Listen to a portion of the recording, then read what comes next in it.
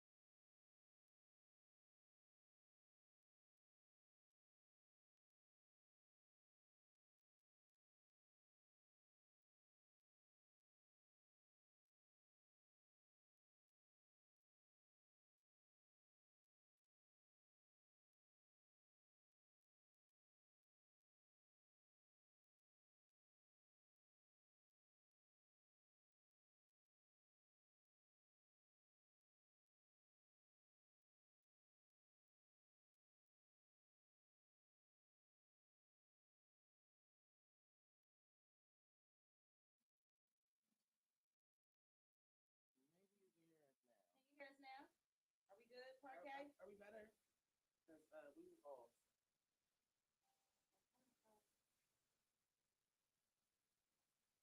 What's the problem now? We're trying to figure it out. Nope. Is it not better? Nope. Oh. All right, hold on. Wait a minute. We trying to figure it out. We don't know what's going on. This is what happens when you go live. Yes, all the way. Oh, there you go. Are we there now? But it's real low.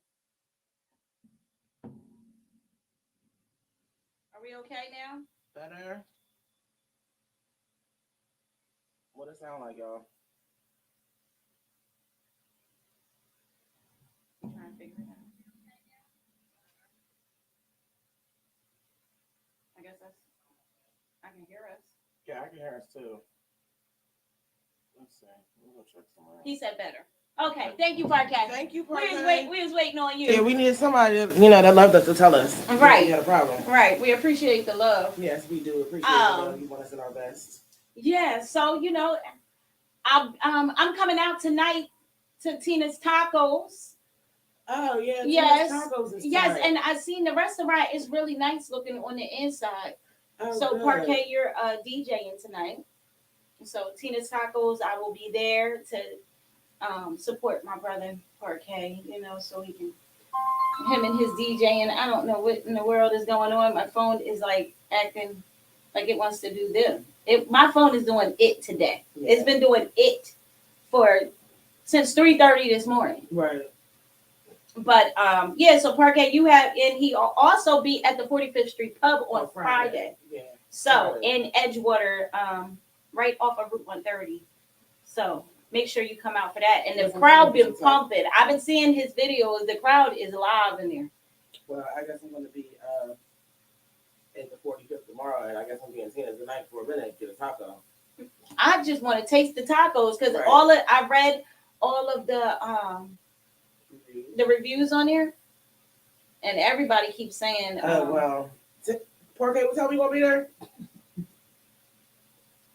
I got to look at the flyer because I don't know what time it is. What time is Tina's Tacos tonight? Because we coming tonight just to see, look around, eat a little bit taco. Ain't nothing like a taco Thursday.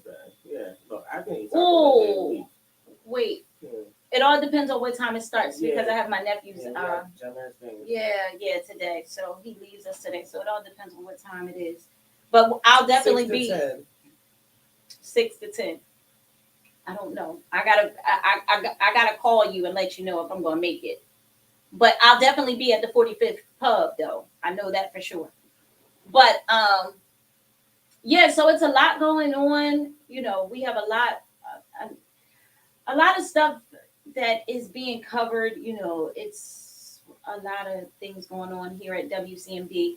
We have the Anthony Way show getting ready to start. We was in here and boy, oh boy, did we have a good time yesterday. Production was the bomb yesterday. So shout out to Mr. Ways and Mike Ways, his co-host for the Anthony Way show. So make sure y'all make sure you tune in to hear this show because not only was we behind the scenes and helping and doing everything, but got a lot of good information. Like I love the way he talks. Right. You can learn a lot off of Mr. Anthony Ways. So please make sure you tune in. You know, the show we'll give you the drop date. There's no drop date yet. But there will be one. Coming soon. But here at WCMD, we have IMD, the Wake Up Show, from 9 to 11. Of course, you have us, the Midday Madhouse. Yeah. They're in the middle of the day, nights at 12 to 2. Yes. And on Tuesdays and Thursdays, we have Janice Smanny with the Comfort Level Podcast. And then, of course, we have Trendsetter with I Shine More Radio on Wednesdays from 6 to 8. We also have on Friday, we got the kennel. The what? The kennel with they doggish. With they doggish. You know, that's what happens over there. And then, Saturday we got a break. But we need somebody to fill it. So if you want to do so we have Saturdays open for podcasts. And then Sunday, oh Lord, Sunday. Sunday. We have the Dumbass Radio Show. Big Dummy. From 1 to 2. Right. And then we have 856 from 3 to 5. Right. So and we're still looking for more podcasters. So if you want to chime in, you want to come in, all you have to do is hit us up and we'll go ahead and sit down, have a meeting with you and talk to you. And, maybe you want to become part of the WCMD family. Other than that, life is still going on out here. I want to put out a personal, I don't know how you put it, because it's real saddening. We had someone that died very close to us, Goya. He passed away this morning. Violence. And, we just want to send our love from the Midday Madhouse to his mother and his family, his sister, his kids. It's a very sad situation. And he was a really good dad. So, our prayers are with you guys.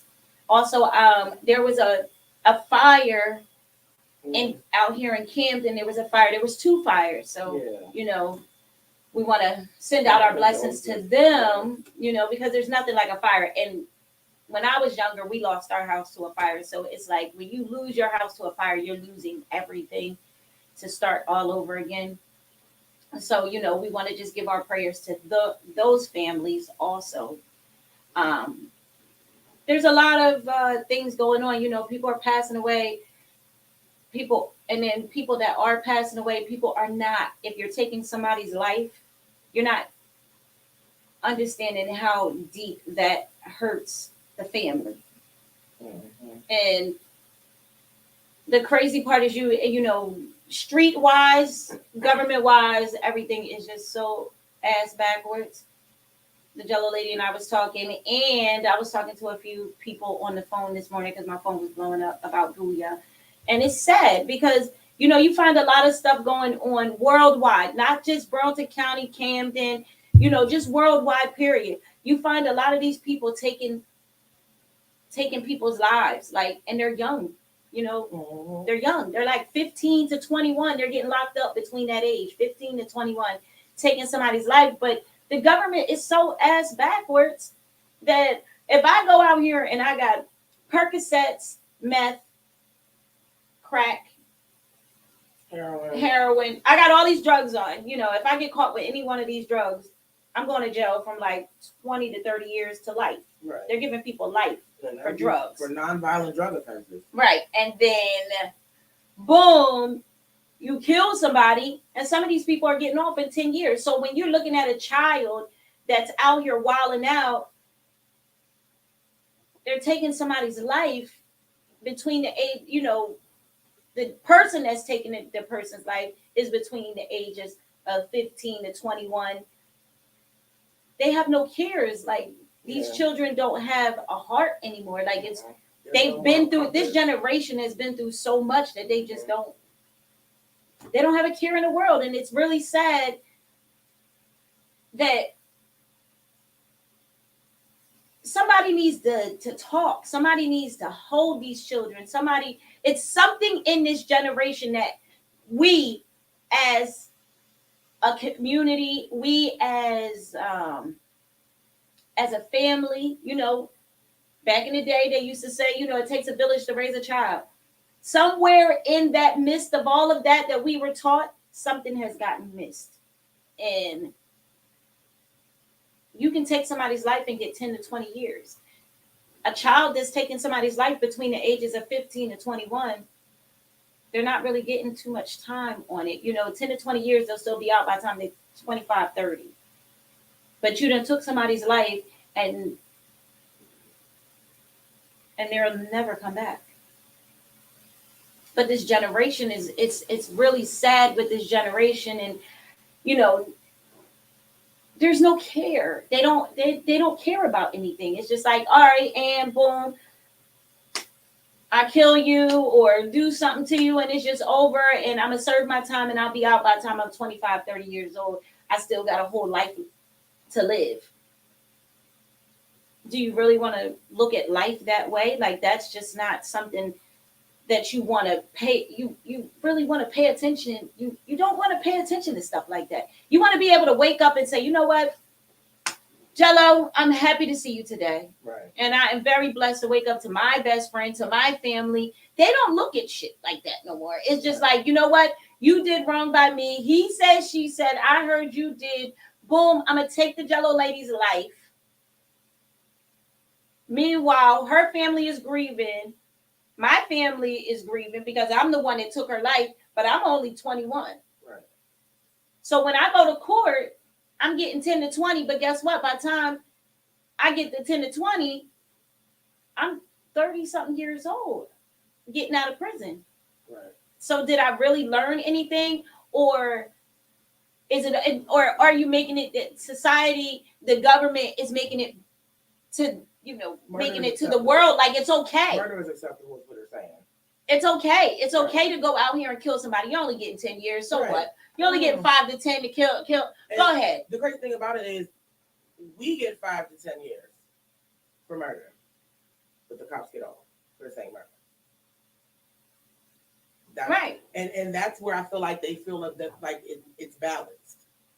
We can give you this many years. Right. Because, we still want to get off. We want less time if we do it. So we won't get off, maybe get 2 years probation, 5 years probation. Right. Especially if it's their first offense. Right. If it's your first offense and you kill somebody, then they're going to say, okay, well, boom, boom, boom, work something out. Maybe if you got 5 to 10, you'll serve 10. You might serve 3. And then be home on a bracelet on parole for the rest of your life. And I feel you, Parquet. It is sad and disappointing. And not just that. Yeah, you don't want to raise your kids in this generation. Or you don't want your kids to be part of that generation. So you try your best to like pull them, and you're shielding them. But guess what? We can shield them as much as we can.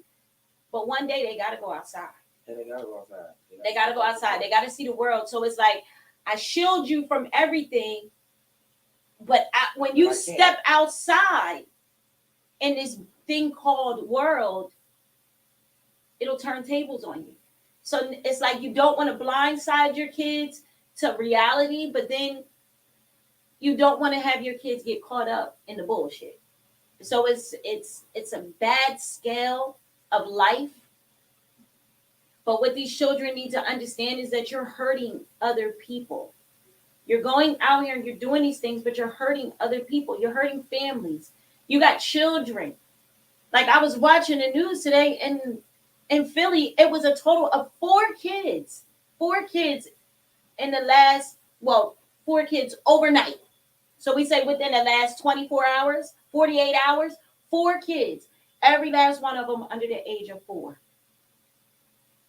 4 years old. Gone. Dead. Straight bullets. They didn't even get to live their life. And all of the one mom, they had interviewed her. 2 of the kids got shot from a stray bullet coming in the house. The other 2, the one little boy, he was outside playing, like just in front of the house or whatever. He got hit. This little girl, she was on her bicycle, riding her bike. Her mom is sitting on the porch. She said all of a sudden a car started, and she said the cars was popping at each other. Like somebody was out, somebody's behind the other car, and they're both shooting at each other in the cars. And boom, this baby gets hit. And she was only 3. This baby just started learning how to ride her bike. Right. She's like these other 2 were in their house minding their business. Don't even got nothing to do with it. You want to shoot? You want to do all this stuff? Go to a park. Like, they have gun ranges for that. Like, if you want to shoot, that's what they're for. But if you feel like you got that type of beef and you want to take somebody's life, then go somewhere, go on the moon or something like that and go do that. Right. Don't do that where you're taking innocent bystanders' lives. Like, this is sad and it's becoming a norm. Yeah. It's definitely a normal thing now. It's disgusting that it's normal. Right, because that wasn't normal for us when we came up. The normalcy of it all is so... It's disheartening, and it makes you sick on the inside. Right. And you don't know what to do anymore because the norm is not our norm. Like, that is not supposed to be normal.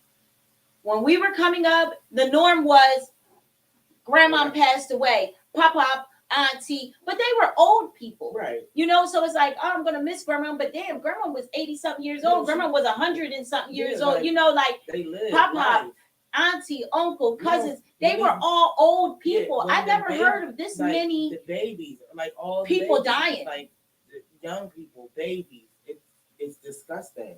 Like, these are people that never got a chance to even become people. Some of them haven't hit puberty yet. Like, they don't know who they're going to become. You're talking 4 kids like, under the age of 4. And that's just awful. Under the age of 4. Now you have our age group dying quick. Mm-hmm. People are every time you turn around, it's somebody calling. Like today with this situation, and then I get a call from my cousin that my other cousin passed away. Like, then I got a call that 2 of the veterans from our VFW passed away, and it's like, but they are veterans, right? These are older people. Look, they have lived through wars and famine, and depression. Not when we're in our 30s, 40s, and we're having a funeral because you decided to come and shoot me dead. Right. But it's not cool for this situation to be a normal thing. This is not normal, ladies and gentlemen. This is not something that we should be getting used to. Just get a phone call like, yo, you heard about, oh, well, such and such. And then the news, I thought about you today. And I thought about like people like Parquet, just everybody that we conversate with, and how people be like, I don't watch the news no more. It's depressing. I'm sitting there at 3:30 in the morning watching the news. And I'm like, I had to turn it off. Right. I'm like, well, damn. They don't do that. But shooting over here, and this person was shot. 4 kids dead. This da-da-da-da-da. Drive by. Da-da-da-da-da. Then I seen something on Facebook where Trendsetter, one of our family members here at WCMD, she had put up something where somebody got killed in Camden it was like I don't know if it was a corner store, a bar, but it sat right there on the corner, and she was like, please check your people. Check on your folks or whatever. So it was like, yeah. It's overwhelming. Like this is not normal, people. We all, not you, just you guys. Everybody needs to come together as Yeah, as a collective. Their strength and unity, it has to be a collective. Right. And sit down and grab these kids. The problem too is some people are scared of these kids. Now I ain't gonna be walking around scared of no child, but at the same time, I ain't willing to die for me saying, listen, young man, let's sit down and talk. Let's figure this out. And you can and he get mad at me and pop my ass. That's not what we're gonna do. Right. But it's sad that you gotta have a balance. Like our generation, it was no balance. Either listen, you gonna listen to an adult, and that's it. And that's it. Like, okay, you always, you always had that one adult that maybe that auntie, cousin, uncle that was cool that you could always talk to and be like, you can vent. It's not like being a teenager and being able to vent. So venting is cool, but being as though that you're venting, that doesn't mean you're venting to me and then you're gonna turn around and pop my ass. Like that's and then you see that like where parents are scared. You got those 2 twin girls that killed their mom. Like these kids are scared. I'm gonna tell you why parents are scared. Parents are scared because the state decided they didn't want to mind their own business. That part. Okay, let's just put that all the way out there. It is the state's fault. Right. There should have been. These children are products of their parents. Mm-hmm. They are their parents' responsibility. So for you to say, I can't discipline my child the way I want to discipline my child the way I see fit, that is wrong of you. You should not be in my business like that. Because guess what you're not doing? You're not preparing my child for this world. You're preparing my child to be incarcerated. Right. That was your whole point. This is their whole point of the whole system. Mm-hmm. You want to incarcerate my kid. I'm trying to keep incarcerate him in school, because now they're not even. They're not. It's schools, they're institutions. Yeah, they're you know what? When I walked in, when's the last time you've been to Willingboro High? Girl. Inside the building? Mm-hmm. It's been a while. Last time I went to the high school, which was Hannah be out of school for 2 years. Mm-hmm. It looks like a prison. It's just walls. Yeah. Like when we were going to school, it was decorated. It was art. Yes. It was good morning. Like we walked into school and it's good morning. Good morning.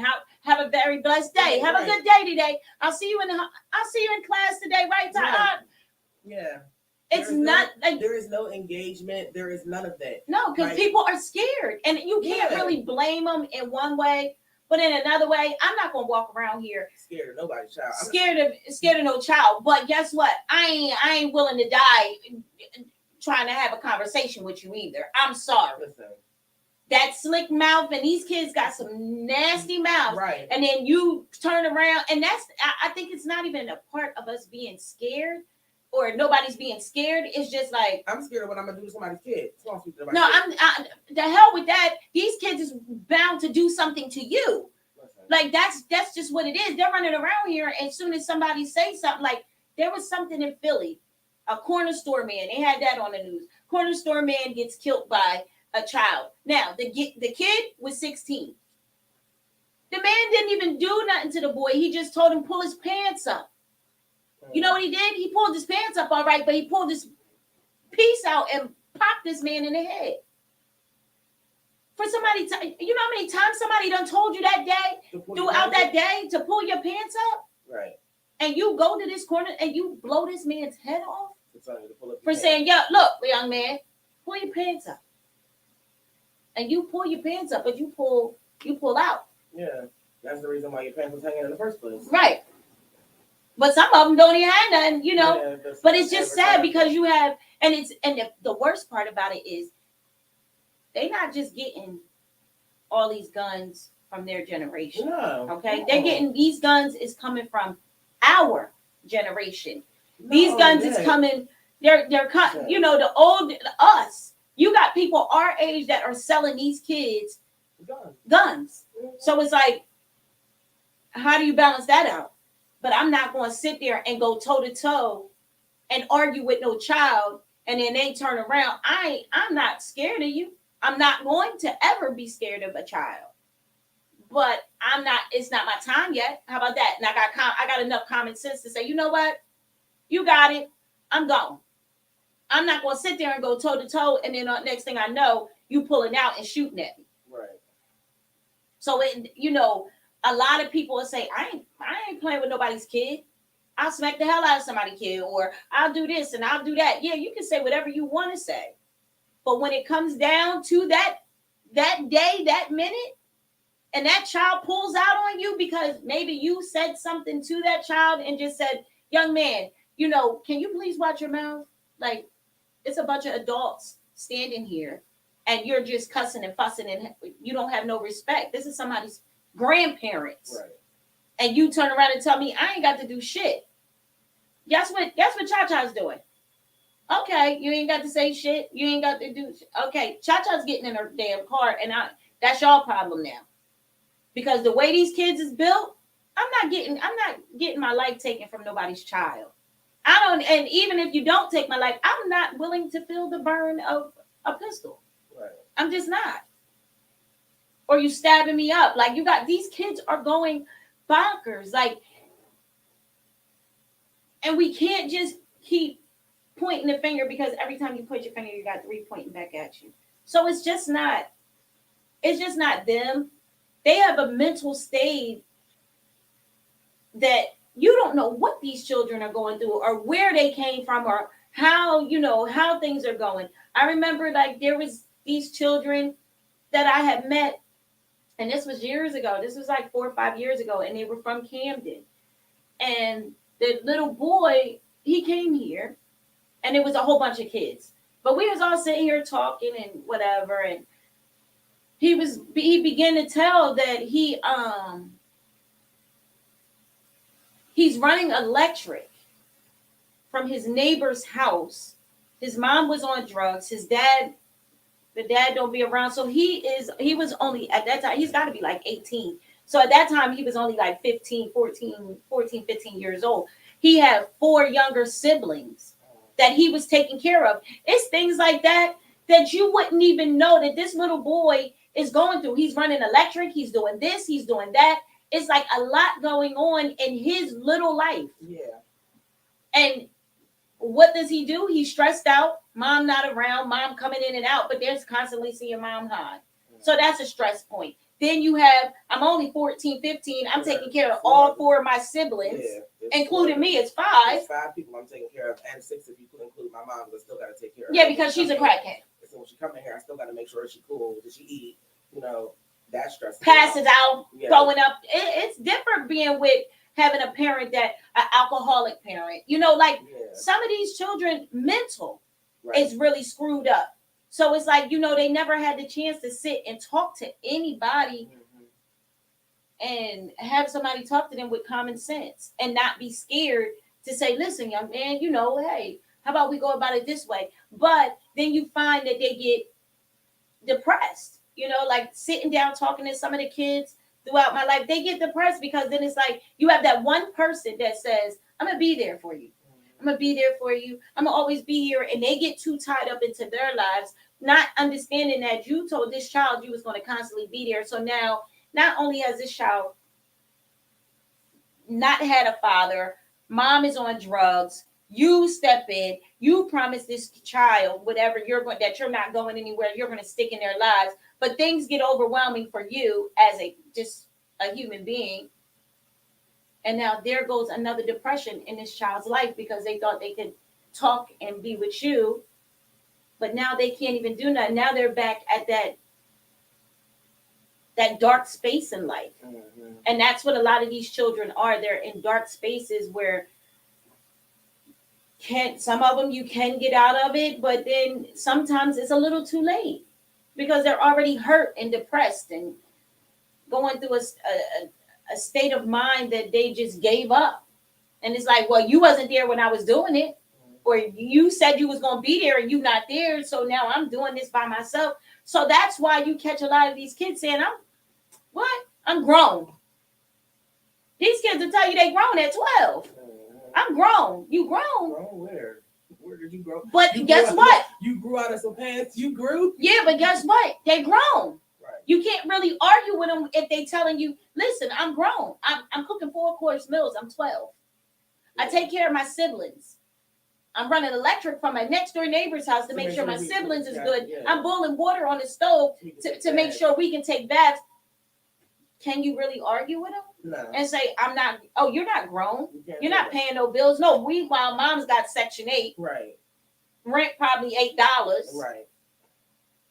So she on drugs. So that she making sure that $8 is paid, but the rest of that money that she That's getting, hers. that's her.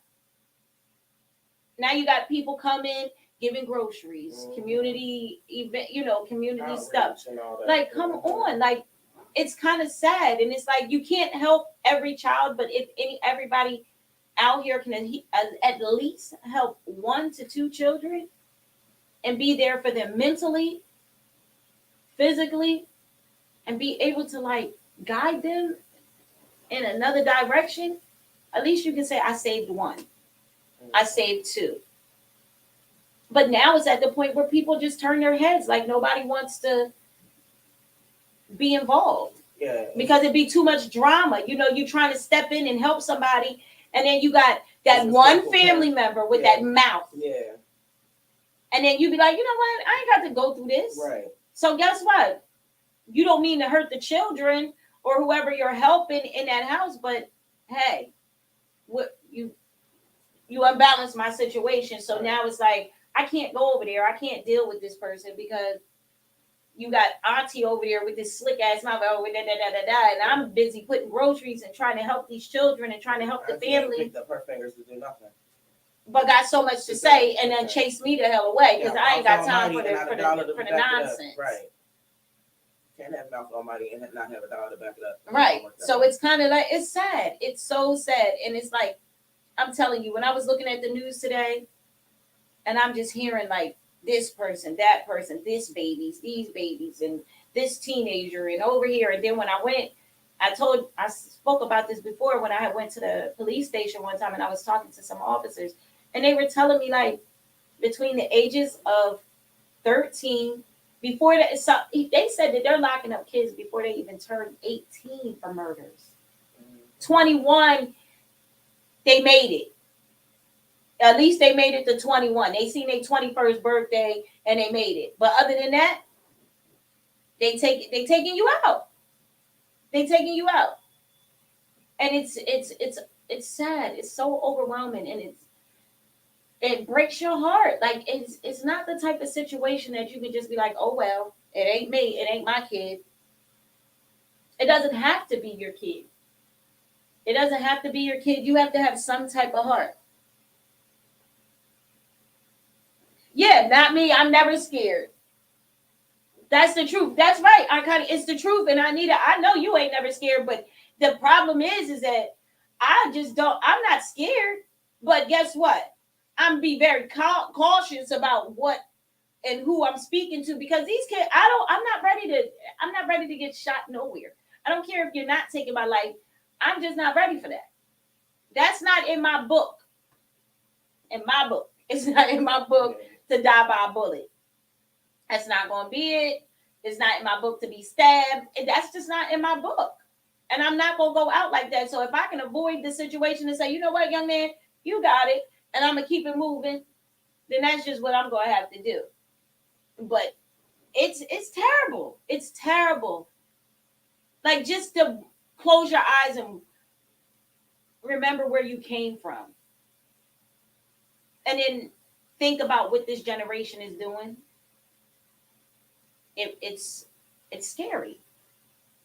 It's just like the Bible says, the world is coming to an end one day, where you're going to see people dying. You're going to see all these things going on and hurtful things. The food is deleting. The food prices is going up. Like all this stuff is in the Bible. Like all of this stuff is going on in the Bible. Learn how to feed off the earth and learn how to do this. But where's the respect? Where you're trying to tell these kids to learn to do this and learn to do that. Teachers. Some of these teachers are just as wild as these kids. Absolutely. And then you got some of these teachers having sex with some of these kids. So yeah, you run around talking about you grown, but guess what? You can't tell me not grown because he getting some grown Miss Precious. You throwing it on him. You like 30 something years old, but you got this little boy in the janitor's closet and you doing it to him.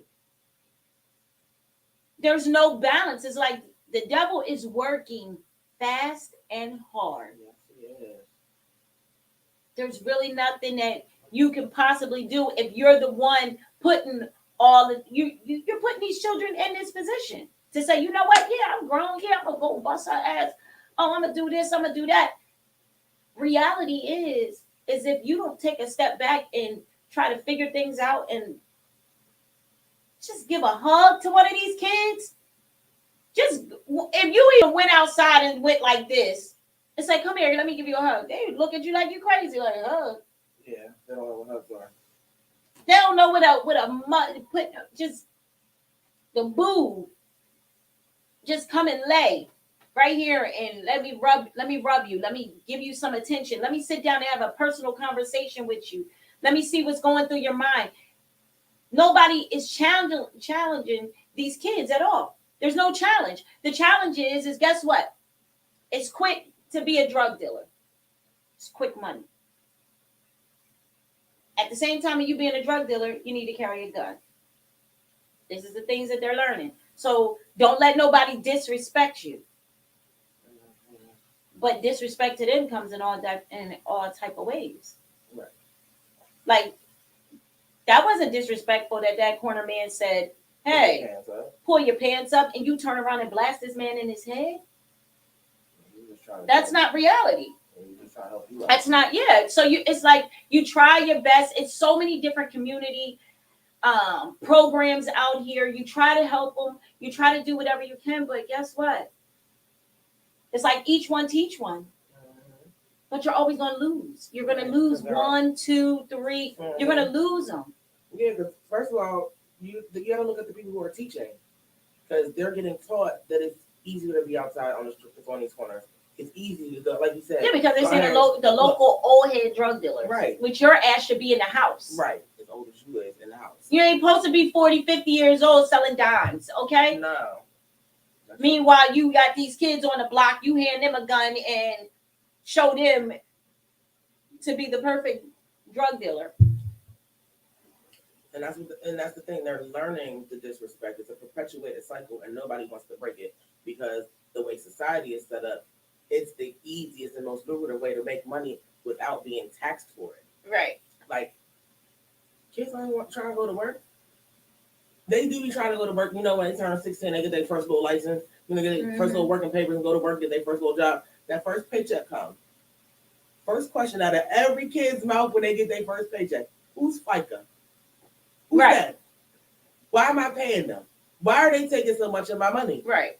I've worked all these hours. I expected my check to be this. Oh, well, yeah. Taxes. The tax man came. Okay? The tax Came man knock on your door. The tax man coming and the money goes. Right. And it goes even before you get it. So you ain't even gonna miss it. Right. But when you see your uncle on the corner and every dollar he take in goes into his pocket and can't nobody tell him what to do with his money, I'm sorry, it's hard. Yeah, but being a drug dealer comes with a cost. It comes with charges. Look, it comes at a price, and that's the thing. I would rather pay the taxes because it's cheaper than the lawyer fees. Right. Okay. Right. It's cheaper than commissary. Okay. It's cheaper than the phone calls. Okay. Yeah. The phone was when you add all that up. But you got to think. But that's you're not paying for that. I'm paying for that. No. When you get locked the hell up, whoever is out on the outside is paying that. It's paying for your lawyer fees, for your commissary, all that. Your phone calls. You calling my phone because you can't call my phone if I ain't got no money on my phone. So now I'm spending $100, $200 to put some minutes on my phone to talk to you. So technically, when you're locked up, you're free. But you're living for free. Yeah, you living for free. Because my tax money is paying for you to be in jail. To get $2.37 a day? I don't know what it is. I ain't never been. I don't want to go. No, I mean, but that's literally. I think it's up to like $2. Yeah, but you still living for free. You got a hot meal 3 times. So you get 3 hots in the cot and a shower. You got all this for free. You got cable. Right. Because the jail's got cable now, like it's a luxury. Cable, you can even get a TV. Right. You can live in jail like you living in outside. the street. Yeah, like you live outside, you got your own personal. So it's like you paying rent. Yeah, you see some people that be like, man, fuck that, it's getting cold outside. I'm going back. Yeah, I'm about to go commit a crime, so I can go back. Yeah, steal somebody's car and get out the car like, yeah, I stole it. Right. I'm cool. All right, I'm going to jail. All right, they're gonna give me about 6 months. That 6 months is the whole winter. Look, 6 months. You get out now. You barbecuing it up, and then when September start getting a little cold, your ass go back in. Like it's terrible. Like you're not nobody is thinking about a bad cycle. Nobody wants to break the cycle because nobody knows what's on the other side of it. Right. Like, and that's what you have to do. You have to break the cycle of pattern of behavior and be just whatever's on the other side. You have to just accept it. Like you can't be afraid of what's on the other side. Right. Right. So it's first of all, what we need to understand, and what these children need to understand is fast money goes fast. Mm-hmm. Okay. As fast as you get, as fast as you it goes right on out because you got to think you might have made $1,000. You've been hustling all day. You made $1,000. What you gonna do after that? In the midst of that, you're hungry. Now everybody's partying. They're going to the local bar. You're spending your money at the bar and you're eating. And now some of your peoples that came in, you flossing, you buying them drinks. Yeah. The money that the little $1,000 that you made that day, that's gone. Yeah. By the time you get drunk, you ever just get intoxicated, be all drunk, and then wake up and be like, God damn, shit. Mm-hmm. Where's the money go? Yeah. Now you was being I've never done it because I take a certain amount of with me and that's it. I don't need a bunch of liquor, and I'm not going out here to splurge out on nobody to buy a whole bar full of people drinks. But this is what y'all do, and you got these kids hanging in front of these bars, or not even in front of them. Some of them are in the bar. Right. Some of them are in the bar. That's why they think they're your equal, because they're you letting them party with you. And that's where some of these parents go wrong too. Let's why we don't have me going out and you going out is cool when you're a certain age. But me going out and seeing you in the same bar and you coming in there like, what's up, Ma? Nah, that ain't it. That's not what we gonna do. Now I don't mind going, my kids is grown. So if I go to the bar with my daughter or something, it's respectful. She's an adult. But it's still no. She's not an adult. She's only 22. She's not an adult, but it's still a respect level. Adult, she's old enough to be in the bar. She's not like she's 16. Yeah, but I'm saying it's still a respect level. You got kids. I know kids that go to the bars with their parents, and they are Hannah's age. Yeah, no. And I'll see them in there, and their conversation in just everything with the mom, daughter, son, dad, whatever child you out with, it's like that's your home girl. Yeah, that's your man. This my son. Come on, let's go get to the bar. Let's take a. And now you wondering why your son is jumping, flinching at you like, nigga, I'll pop you. Right. What's up, Jay? Like it's just so it's so crazy. Like you open that door. If you're gonna open that door and you're gonna say, "Come on, let's just go ahead, let's go have something to eat and have a drink." Cool, you grown. But let's go out to eat, party together until 5, 6 o'clock in the morning, and that's where they feel like they're your equal. So now it's like you getting a little. You go to tell that kid to do something, and they looking at you like, "Who you talking to?" I was talking to you, but I'm gonna show you something different. I'm gonna go up top on you, so I was talking to you. But now you got the kids where they don't have no fear. So now we're having no fear. What they gonna do? They gonna fight you. Now you got your daughter or your son. Now they think that they're your equal, and now they fighting you. Like no, because you never put any type of boundaries in the situation. And that's really where it all amounts to. Like there has to be boundaries, and I feel like the state crossed the line coming into the home to tell parents how to discipline their children. And then because the parents, they felt like they no longer had control. Now it's like, okay, well, the state has control. I can't do X, Y, Z because the state's going to step in and do this because I'm trying to discipline my kid. Now what do? My hands are tied, my back's against the wall, and I'm scared because I'm going to go to jail if I discipline my kid. Yeah, you are going to jail. Like, what type of craziness is that? You're not going to tell me you can only beat your child with an open hand from the waist down. Okay, that's what the rules are. If you cannot smack that child in the face. If you beat your child, you're not supposed to beat your child with a belt. You're supposed to beat him with an open hand. Yeah. So you want me to red my hand up? And ain't nothing like smacking somebody and you can feel that burn on your hand. You be like, I know you felt it because I felt it. Okay, listen. But you're right, because now it's like, oh, okay, you call me to the school to discipline my child. My child get in trouble. I come up there, I'm blacking out. I grab my kid, snatch him by his neck. Boom, next thing I know, I turn around, DYFS is called on me. No, I'm getting straight down here. So why the hell you call me in here? What you call me for? Oh, they're in here acting up. He's calling me all type of B's, or she's calling me all this, and she's doing this, and he's doing that. But just like Jellolady said, when the parent steps in and go do something, here come the state. Like, oh no, you cannot do that to this child. Right. But you know what the state ain't doing? Y'all ain't taking care of these kids neither. You putting them in group homes and facilities, asking for state money to fund them, but nobody is caring for these kids. You are setting them up to go into these. Yeah, and then and then whoever adopts this child or wherever the state is going to put this child, they get paid. They only doing it for the check. Yeah, they get paid. You getting paid like almost $1,500 to take in a foster kid. And that foster kid don't even belong to you. Right. You're just taking them in for a little while. Now, if you decide to be that great person and take that child in and adopt that child, that's another story. Then your check stops. Right. But when you got people out here just, you don't really care for the kid. You care for that check. You mean like people keeping their fosters in foster care even though they're over the age of fostering so that they get Section 8? Them type of people, those the people you talk about? Yeah. Okay, just checking.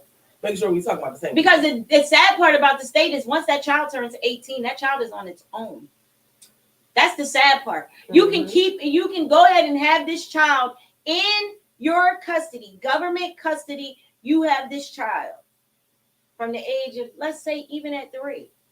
From 3 to 18, soon as that child hit 18, guess what?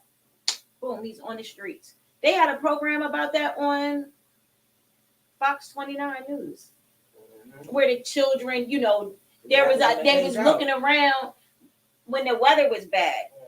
When the weather was really, really bad, when they found a lot of the bums frozen outside, they were talking to a lot of kids just running up on people. Some of these kids was like 17, 18 years old, where the state had kicked them out because they can no longer take care of them because now they took in about 25 more kids. Right. So because they 17 and they're about to turn 18 in a month, they kick them out. Right. Like that's. But then you got more homeless. No, but then you don't prepare them because at the age of 18 they become eligible for benefits, but nobody tells them that, so they end up homeless for no reason. Right, Jay. Right. That is so right. That's absolutely the truth. Yep. Because especially with the foster kids, they know you can't put your hands on them. Right. They know that from the door. What? Put your hands on me if you want. I'm calling, but you're not doing anything but hurting yourself because they're not going to do that. But come here, take you out of my home, put you in somewhere else, put you in. You're just going to keep moving. But the other part of it is it's so sad because you don't know the history of where these children come from. Some of these kids have been abused, right? Bad. Like, there's a difference between discipline and abuse. Right. Okay. Now, my form of discipline might not be your form of discipline, but it still doesn't constitute abuse. Right. Like, I'm not out here every day beating my kid, but if my kid do something wrong, I'm gonna smack the hell out of you. The punishment is going to fit the crime. Yeah, I'm gonna smack the hell out of you. Like, that's just it. If I don't drag you. Right. Call the cops. Whatever you gotta do. Yeah, because guess what? Nobody's gonna take care of you the way I take care of you. Right. That's just how it is. I whoop ass. That's how you got, and that's what you gotta do. Yeah, but then you got where you whoop the ass, you do all this, and like Jellolady said, then all of a sudden here goes, oh well, I know I talked to your parent yesterday, teacher. Right. So did you get in trouble? Like what happened? Let that child say, yeah, I got a beating with a belt. Principal such and such, please, I need you down here. We need to talk. Oh, call diapers in. Here comes the police. Then you want to call. But didn't you just have me at this damn school for 4 hours? Right. Because you said my child was disrespecting everybody and fighting and doing all this stuff. And now you got me up here and now you're going to call diapers on me? Mm-hmm. Y'all not going to take care of it. Nope. But like you said, they got people's hands tied now. Because I know for me, it wasn't nothing like a switch. Wasn't nothing like a belt. You wasn't no called diapers. I was all. I remember hearing about diapers when I might have been in like the 6th grade, 6th, 7th grade. But that's when they first started. Our generation of parents was like, I don't know what the hell they telling you that for, because you call them, I'm gonna beat the hell out of you. Watch until they get here. I'm gonna beat you out of here. Right. And then they can take you. And then they can take you. By the time this state come, you're like, oh hell no! Like I want to stay home. All right, I'll take this ass. Like, yeah, listen, because all it takes is for that one trip to the group home, and you realize that you want on a 12 by 12 a little cot with a little mat, what is that? A gym mat on it, like right. This is your life. I just left a queen size bed in a room with dressers and a closet and the TV. Now I'm in here with this girl I don't know who smells like egg salad, and I'm supposed to just be like in here. But like Jarrell. Like Jay said, and that's true, because back in the day, that's the first thing your parents used to say. You get your ass whooped, guess what? Whatever goes on in my house stays in my house. Right. Everybody knows that saying. Right. But you got stupid people. Right. Or you got just a bunch of hate. A bunch of hate that will be like, or you know what I don't like about diapers either? I can call right now, and we can call diapers right now. And I can say, I need you to go to, I don't know, to Jay's house. He's abusing all his kids. Knowing all of Jay's kids is grown but his son. Right. Now he got all these girls. Right. And he got a baby son. Oh, yeah, he got all these kids and he's beating them and he's doing all this. And I hang up. Anonymous caller. Right. They gonna pull up at Jay's house. Yes. And want to check his refrigerator and this and that. They're going to question question his kid. Wait a minute, we heard you had kids. Yeah, no, I only got a child. The rest of my kids are grown with their own lives and own children. But I don't like that part either about diapers. Like they can anybody can call. Yeah, anybody can call, make a report about you, and you at my front damn door. I can be a millionaire. These kids got everything. And then the case has, even with any allegation, with the case has to stay for what, 30 days? 60 days, 60 to 90 days. Right. So now you're in my life, in my business, right. Watching me go to work, watching me come home, watching to see what time I leave and come back. Questioning my child. Questioning my kid, watching to see if I got a babysitter. Like, that's dumb. Jay said he blames the internet. Yeah, we definitely really knew nothing about diapers. We didn't. Listen, I'm going to tell you right now, I really, truly still don't know nothing about diapers. That is none of it. Look. I remember hearing about diapers. Yeah, I remember hearing like in the 6th, 7th grade. I remember hearing about this stuff, but I wasn't no diapers. They were stranger dangers. That's like, what is the code for you to pick me up? You know what I mean? Is it banana, apple, banana? Like we all had these codes. What's the code word? Like, nah, lady, you ain't touching me. Right. Call my dad. Call my mom. Call somebody because you don't got the code. Mm-mm. You ain't got the code word. I'm not getting in your car, and you're not touching me. No. That's just how it was for all of us. Like, you don't get in a strange car. No. If the car pull up and call your name and say, hey, Jellolady, get in the car. Do you have a code? My mom and dad told you to pick me up? Oh, did they? So what's the code? Like, I mean, it's just corny shit like that. Listen. But it's things that we were growing up with. Like, there's passcodes to this. Where now it's like you can just call and say, "Listen, I'm gonna just have Jane Rain come pick my son up. No ID, no nothing. I could be a total stranger or just trying to just a pervert. and that person can call the school and say, listen, I'm coming to pick up such and such, and make it see. And we did it. We did it when it used to be, or you can do that shit now when you don't feel like going to work. Right. Hey, yeah, this is Jellolady's mother, and I'm just telling you, she does not feel good right now. So we're going to take her to the doctors, but right now she's laying down, she can't come to work right. We do that on a daily. Bye, Jay. Bye. We do that on a daily. Right. So if we can do it, why is it like y'all don't check anything? Yeah, there's no verification. Y'all don't check nothing. And then you treat, and like going back to the school, then you look at it, the kids is treated like prisoners, like you said. Right. In order to go to school, you have to go through a metal detector. You got to go through the metal detector. But even like with the classes, like you're in class a certain amount of time, and then you have a certain amount of time to get to class. That is like, that's crazy to me. Yeah. Like so the it's transition of it all, like that. It's so institutional. It's made that way. It's designed to be like that. It's disgusting. Right. But nobody puts two and two together. Because even if you look at the way the buildings are designed, like the outside, the structure of the building, it looks like a prison. It's like a prison. Mm-hmm. So yeah, none of that is even. The whole system just needs to be completely torn apart. And start from the beginning. I feel like we should go back to governing our own selves. Oh, I thought you was about to say paddles and stuff, because I remember my mom and them said that back in the day it used to, you get the paddle. You get the paddle. Yeah. Now we wasn't playing no paddle. Like I don't know about all that. I didn't. Yeah. But you know what? Back then, look at how they are. Look at how they are. Right. And no matter if it's the worst crackhead, guess what? He has respect. Right. Corporal punishment is a plus to me. But can you just imagine somebody come by, bow? Girl, remember the little boy back in the day who went over to Singapore and was messing with the cars and they caned him? Yeah, they stoned him. No, they caned him. They caned him. They was going to stone him. They was going to stone him, but instead they chose to cane him. Right. Listen. But see, that's what you get for messing with people's countries. Look, but that's what you get for messing with people's stuff. Right. Okay, you just think you're going to go over there and steal somebody's car.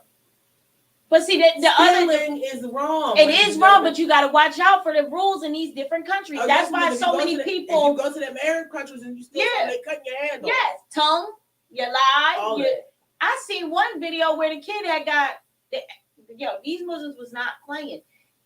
This child got a C on his report card. They hung his tail upside down in their house, and all the men beat this little boy while he's hanging. Oh, well, that's a lot. By his feet. His feet. But you got to think, America, we have a lot of freedom. We have we got too much. Absolutely. Sometimes it's too much freedom for some of these people. Some people can't handle freedom.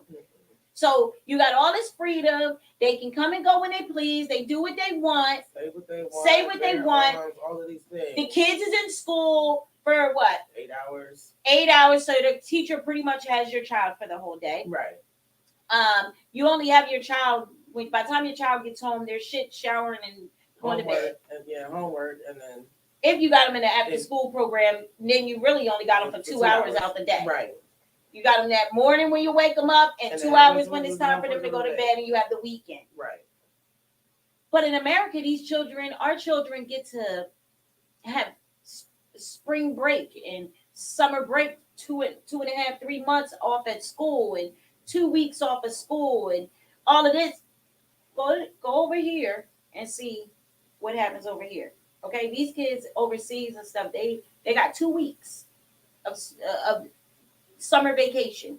They in school all year round. Yeah, and I think I think that's the best system. Yes, I think that if they do something like that, I think maybe it'll be more structure. It's structure. It shows them something in their life. Structure, but like for the amount of time wasted being out of school, there are so many more things that these kids could be learning. Because I'm not going to lie, our education system is crap. Okay, we are not learning basic life skills in school.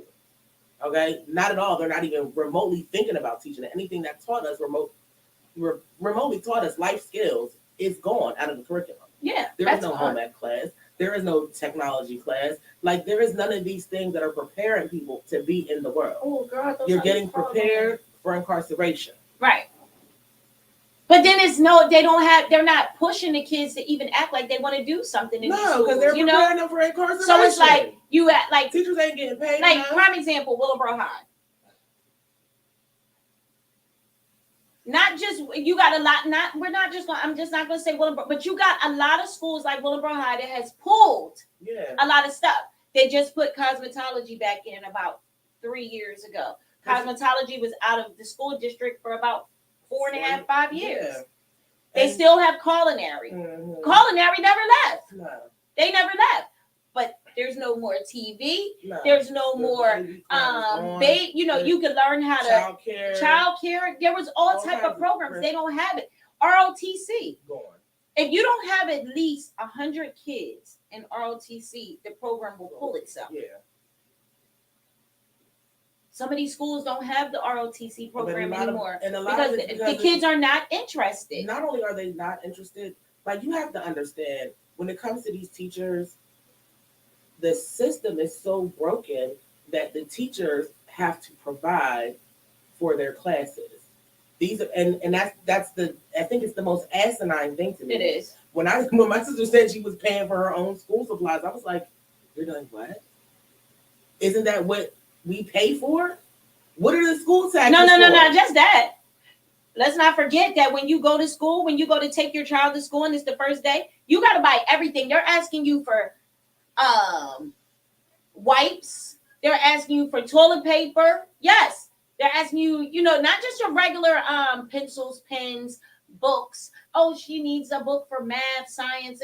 Not just that. You have to have tissues, all type of stuff. And then again, it's ridiculous. I'm asking the same question. Where the hell is the school tax money going? Because they are killing you with school tax.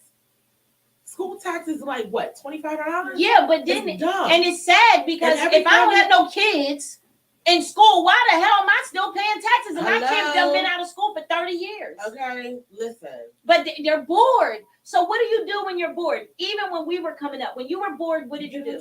You got into something. Right. Whether it was, I don't know, because I ain't do a lot. I had a slick mouth and I did things, but I ain't never colored on walls and dumb shit like that. I ain't played it. I can't. No. I wasn't trying to get a beat. But you get bored. You know what I mean? So now the school districts are not putting they're pulling sports. Right. They're pulling this. They're pulling that. There's nothing for them to do. So what does it leave them to do? To get in trouble. Right. So now you have this person. Now you're just not assaulting. Like, what happened to putting a person in the middle, in a circle, lock arms, let them get it in until they tired? Right. What happened to just getting a fair one? Right. Or like we was talking about last week, knocking my mama off the bridge. Right. What happened to that type of stuff? There was that was unheard of that you heard of a gun being in your school. Let me tell you what happened to that. And I'm just making this real plain of how this happened. Parents are no longer allowed to discipline. Therefore, kids are now no longer afraid of getting beat. So now we out here, I'm afraid to fight because when we was kids, mom was like, listen. Take your ass back out. Don't you come in my house beat up. Like, don't you come in here beat up. You got to go out there and defend yourself. You have to be able to take care of yourself.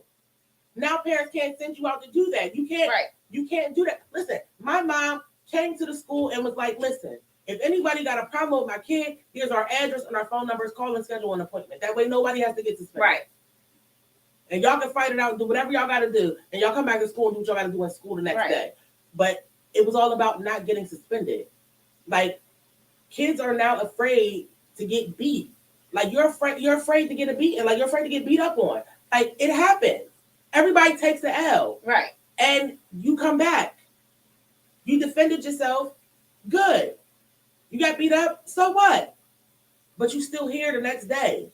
But kids now are afraid to take it's that no L. Beat up. It's no beat up. You gonna pop. They gonna pop you because they're afraid to fight. And I ain't cool with getting popped. And I feel like, kids are afraid to fight now. They are. They're afraid to fight because at the end of the day, listen, your parents didn't beat you.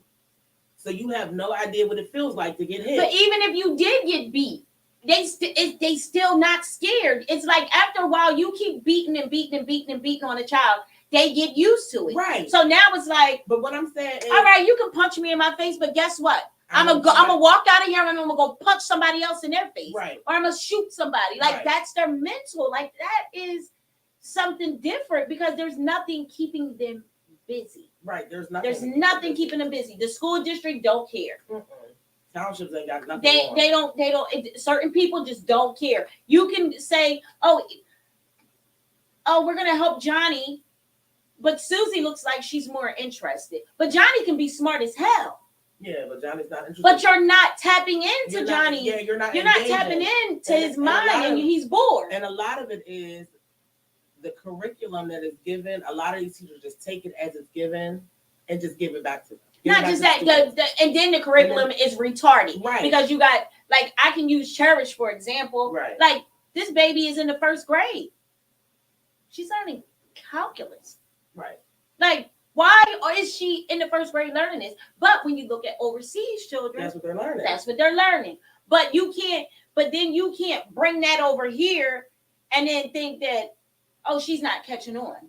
Yeah, no, she's not supposed to. She's not supposed to catch on. But if she's supposed to be in ABCs, 1, 2, 3, small words, right. 4-letter words, 5-letter words at the most, adding and subtracting. Right. We got the multiplication and division yet. Like, y'all are doing the most.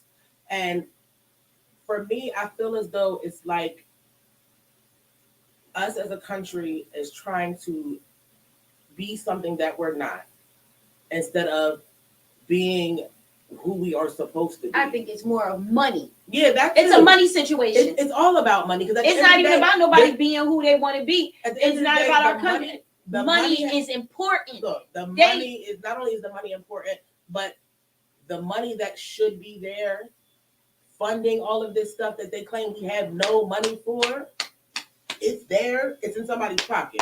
All day. Okay. We split that 20,000, 50. Right. And then who cares? All right, Johnny gonna end up in jail. April gonna be a whore. Look, we gonna get more money from putting them in and out of jail. Cause you find more kids now, like they're so bored, they're having sex in school. Right. There's nothing else to that. I wasn't even thinking about sex when I was in high school. None of that. Memorial. None of that. We wasn't thinking about that. No. You might play hide and go get it. Right. Nigga knock. Like something crazy like hide and go seek. Yeah, but we out here. I wasn't out here having sex. In school. No. Inside the bathroom. No. You getting head. In the bathroom. Like, yes. No. Back hallways and all that weirdness. No. Yeah. But nobody cares because now it's like everybody, all these teachers, not all of them. I'm gonna say some of you guys are just there for a check at this point. Right. You're just there for a check. You can care less about what's going on in this child's mind. But you know what another thing I feel like is a huge problem? When you bring teachers from outside communities into urban communities to teach, and they're really, you can clearly see that they're only coming here to get a check. Mm-hmm. But this community needs something different. Right. The students need something different. Like these students, like I really commend my sister, especially for her being a teacher. She put in a lot of personal work and personal time into making her curriculum fun. Right. And engageable, like something that somebody else would want to listen to. Because the book that they gave, listen, she showed me the curriculum book one time. Girl, I was in it. But you know what's crazy? You can do, they're not even willing to do fun things like how your sister is doing. But, nowadays, you put music to this, these kids would learn everything like this. But you know what they told her? They told her that she was doing too much. She was like, they were like, you don't have to do so much. But she was like, I want to do right. This. They're like, well, as long as you're covering the curriculum, you do whatever it is that however you want to do it. Right. Her students loved her. And after the first year, they let her go. Because she was doing too much. Not only was she was doing too much. She was caring too much. Look, not only was she had too much of a heart. She cared too much. She cared too much. But not only that, what they said was budget cuts. Last one. Yeah, that's their normal thing to get right. Budget cut is you care too much. Right. You're giving too much attention to these children. Right. You're doing too much. You're teaching them a little bit too much. We asked you to go from A to B, and you're going from A, B, C, D, E, F. You're covering too much, so you're making these kids too smart. Right. And that's really what it amounts to. The students aren't getting the teachers that they deserve because the society mandate is we need to keep these kids institutionalized and stupid. Right. Right. Because I know back in the day, and I don't know if Uncle, I seen he had peeked in Uncle D. He's still here. But I remember when I was good at doing timetables, but I was not good. You know, like I could get like from maybe my 1 timetables to like my 20s, and that was it. I was done. I couldn't get over and then dividing and the threes. I was having problems with that at one time. I think I was in the 5th grade. My Uncle D used to be a DJ. You know what he did? He took a beat from like Big Daddy King and them and rapped the timetables and did it on a tape player, little tape, and I listened to it, but it taught the rest of the school. Right. So I took that and gave it to my teacher. Uncle D made 2 tapes. I had one for myself, and I took one to school, and that's how. And it like rhymed like 1 times 1 is, you know, and then it just went, and I'm like, because you got to make it fun and engaging. Right. Not everybody can learn with just words on the page. And nowadays, these kids are musical. Everything is visual. Yes. Everything is visual, it has to be digitized some kind of way, whether it's in sound or in video form, because that's the only way they're going to engage in. Right. You know, when we were kids, we engaged with books because our parents read us books. Right. Nowadays, these kids ain't getting read books. They're getting an iPad like, here, take that and go. Right. You know, they come out the womb wanting an iPad or iPhone. Let me see a phone. Right. But there was a Mr. Brown from Willenboro. He's the principal of Memorial. Now, Mr. Brown, what he did, he had got a reward because he was a teacher at one time. Mm-hmm. What he did with his class, which I thought was so neat, he let all the kids vote every day before class. They would vote. So they would vote on what song, but the song had to have a meaning. It couldn't have cussing and fussing, whatever. Yeah. But that was their music for their mental. Right. So every time they come in class, boom, he pushed play. Right. And they could get their work done and everybody's jamming. Right. But all of these kids in his class, he had 4 different classes, all these kids passed. Right.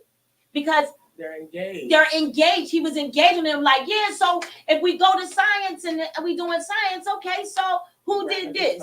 And he was having them rap it and reminded their, kept it in the back. Because I know with Uncle D, when he did that, and it was time for a test, SATs or something, I look at a question like, hey, they're doing the dance like, okay. Right. Like I kept that in the back of my head where I could understand what was going on. They not putting in any work. So when it comes down to these kids, they end up going into a depressed state of mind, ended up clicking with cliques that they shouldn't be clicking with. You don't know your child. And I told the township, I stood up in front of my own township and told them this. You don't know your child. When your child walks out that door, you don't know who that child is. You don't know who. I know for my kids, half the people they know, I know, but I'm like, well, damn. They like, oh, shit, Samaj just son, Hannah's your daughter. Oh, they good kids. Or, I seen him at the, I didn't know that was your baby. Yeah. But I didn't, they're engaging. They're out here engaging, and you don't know who your child is. You can be the pastor of the church, the first lady, and your child can be the trigger. The one that's running around here popping everybody. And then come to church with you, come walk in your house. Yeah. Praise God. Oh, yes, ma'am. No, ma'am. I love you, Dad. Oh, da, da, da, da. Oh, yeah, let's read the scripture on the Bible. Got a whole schedule. He going to Bible study. Yeah. He doing all this. He going to church on Sundays, Sunday school, all that. And you Friday night, he got a proper. Or every night. Right. You know what I mean? Like you have the murderer in your house and you have no clue because why? You're not paying attention because you think, oh, you know what? I'm gonna let Greg outside. Yeah, go ahead. And not knowing all these bodies is coming up plugged. Because Greg's outside. Greg is the one doing it, but Greg in church talking about praise God. Right. Oh, like what do you mean, ho? No, ho. Stop shooting people. Call the police. This one, he done took everybody out in the church. Like, and it's sad for brown people. Yeah. Now we're not going to make this out of a racist situation, but it's really sad for the brown kids because the brown kids going to jail. Right. They're getting a book handed to them. They can go up in the school and spray the whole school. They're going to jail. Absolutely. If they make it to the jail. If they make it to the jail. But you get a pink person. Yeah, get little Timmy. And little Timmy done shot up a couple schools in the United States. And little Timmy he was depressed. His father used to beat on him. He needs to go And to a hospital. Timmy has ADHD and OCD. And he has all of these depression problems. All of these problems. And little Timmy gets to get a smack on the hand and he goes to counseling for 2 years and now he's home. Right. Chilling. Right. No probation, no nothing. But Wasim over here, he in prison. Wasim going to jail for like 10 years. Yeah, or either that or we planning his funeral. Right. Because I'm pretty sure depending on what kind of, he might or might not make it. Right. Like, because they're not looking to, oh, he's sick. Oh, they're not looking to mediate or mitigate the situation. They're like, oh, right. It's a brown baby and he's wrong. Yeah, but if it's a pink baby, it's let's figure out what's wrong with Johnny. Yeah, something triggered Johnny because he wasn't He's like not that. My Johnny wouldn't do that. Johnny is crazy. Okay, and you are too for thinking that he wasn't going to do it. Right. Because the signs be there. People be so oblivious to what is going on, like retarded. If you had pink fingernails this morning and now all of a sudden they black and now what's wrong, son? Right. Like what's the matter? You got this black eyeliner on this week. What's up? You feeling some type of way? You a little mad about something? Listen, as a parent, I feel like you're supposed to be in your kid's business. Listen, I wish I would come home and you need counseling? Right, because ain't no boy supposed to be putting no eyeliner on. Right. Ain't no boy supposed to be putting my liquid eyeliner on your eyes and all around and you not ain't no boy supposed to be, you get clear polish. Yeah, that's it. If you want to go and get your feet and nails done, listen. Clear polish. Clear polish. You ain't supposed to be walking around here with no black, pink, purple, blue. You're not supposed to be doing that. So now it's gonna start triggering me as a parent to start asking because I care. Right. But society messed these kids up. Government, y'all have torn these kids and their minds is everywhere and they don't know to go left or right. And the whole problem is it all comes back to the family. They have destroyed the family so terribly that it's purposeful. There was no hope after that. Like once your core family is broken, there is no returning from that. Like when your father's in jail, your mom is on drugs, who's raising the kid? Right. Nobody. But then you got these women out here that just want to be out here getting pregnant. Yeah, just be out here. You just want to check. Listen. You just want to check. That's all. You see somebody having a couple dollars, and now you got a baby that's growing up. Dad didn't want you. Right. You know what I mean? Dad. You didn't want the baby. You was a one. You wanted the baby. You wanted the child support. You wanted the dad and the child support. You didn't want the baby. He didn't. She didn't want the. She didn't want the child. She didn't want the man. She just wanted a baby. Some of these wenches out here just want what they see. They see a man with money, and it's like, I'm about to have a baby by him. Boom! You have a baby. You don't really want him. You want that man for his money.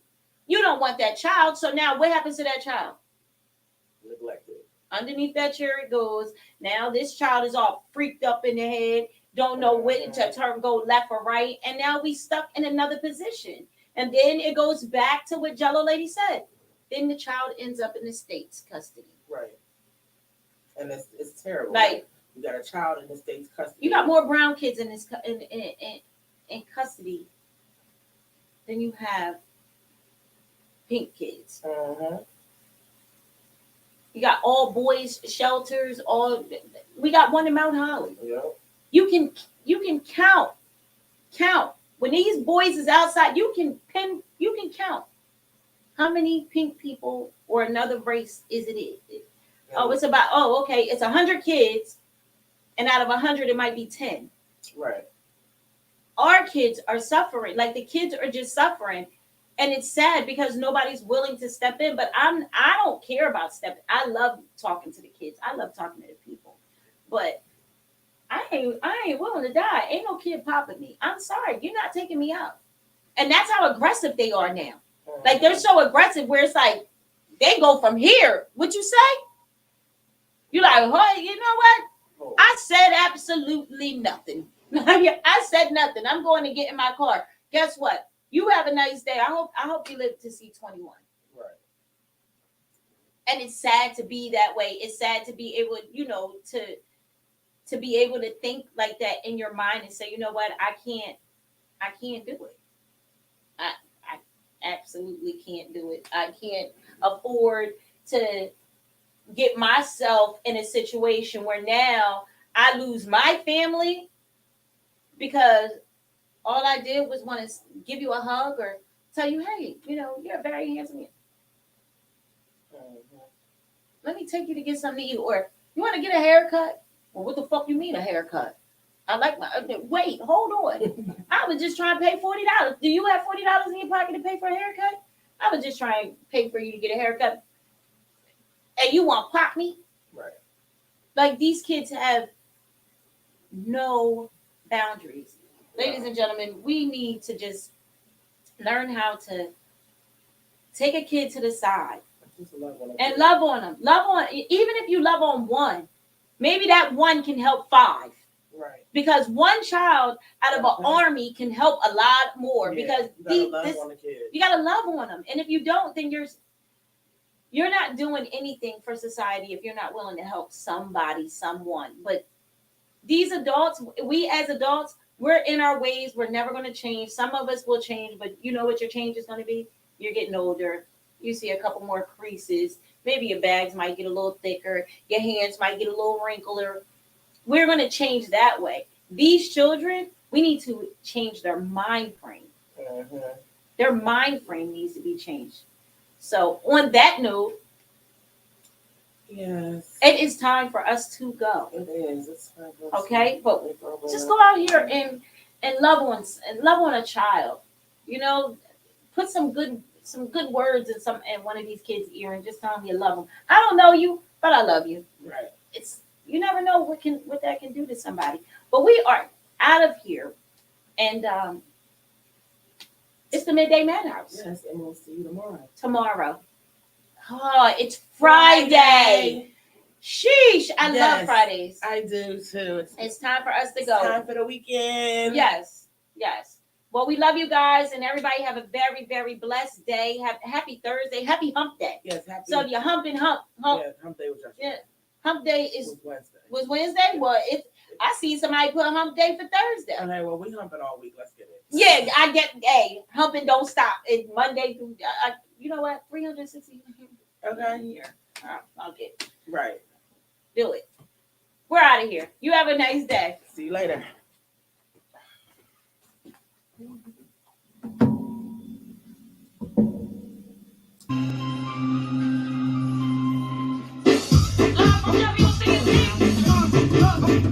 What you see is what you get up on the morning show. I got a whole lot of bars, but before I go, chop real smooth, she the boss. No, baby, hold up, I'm about to go to Jellolady. They your host, 12 to 2. If you need a getaway,